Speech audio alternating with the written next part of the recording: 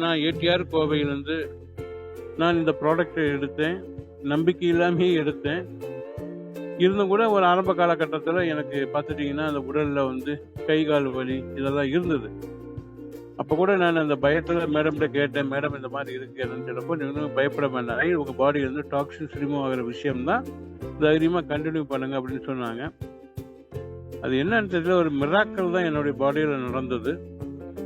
மிராக்கல்னு சொல்லிச்சுன்னா இந்த மாதிரி ஒரு ரிசல்டட் ப்ராடக்ட் நான் லைஃப்பில் பார்த்தது கிடையாது. காரணம், இந்த ப்ராடக்டை யூஸ் பண்ணுறதுக்கு முன்னாடி என்னுடைய டயபெட்டிக் லெவல், அதாவது சாப்பாட்டுக்கு முன்னாடி அப்படின்னு பார்த்துட்டிங்கன்னு சொன்னால் குறைந்தபட்சம் 250க்கு மேலே தான் இருந்தது.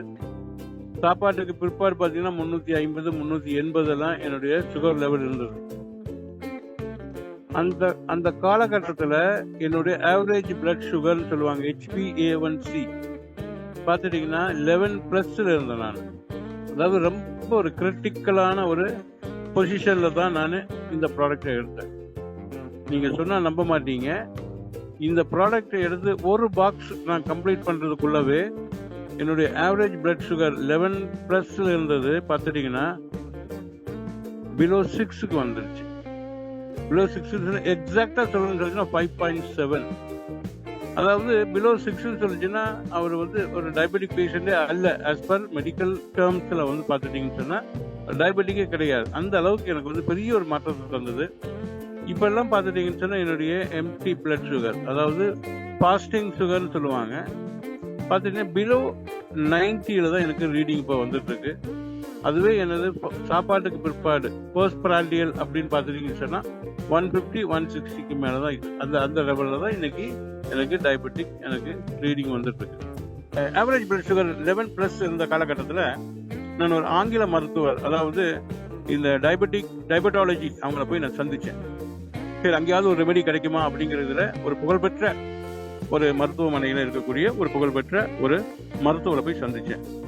அவங்க என்னுடைய ஃபைலை பார்த்துட்டு என் முகத்தில் தூக்கி வீசி எறிஞ்சாங்க. உன்னை காப்பாற்ற முடியாது, அவ்வளோ பேட் கண்டிஷனில் உன்னுடைய பாடி இருக்கு அப்படின்னு சொன்னவங்க.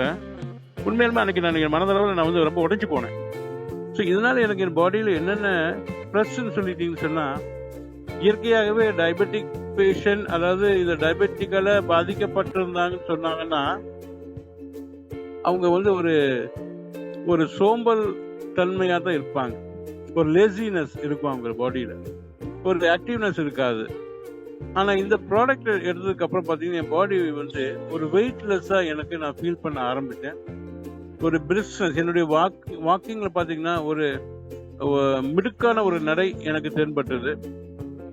ஒரு ஆரோக்கியம் மட்டும் கிடையாது, ஒரு ஒரு இளமையான ஒரு தெம்பு. அதாவது ஒரு 10-15 வருடங்களுக்கு முன்பு நான் என்ன ஆரோக்கியத்திலும் என்ன ஒரு திடகாத்திரமாக இருந்தானோ அந்த நிலைமை எனக்கு இங்கே திருப்பி கிடைச்சது தான் இந்த எலிக்சர் மிக்ஸ் கொடுத்த எனக்கு பெரிய ஒரு கிஃப்ட். இந்த எலிக்சர் மிக்ஸுங்கிறது பார்த்துட்டீங்கன்னு சொன்னால் ஒரு சாதாரண ஒரு ப்ராடக்டே கிடையாது.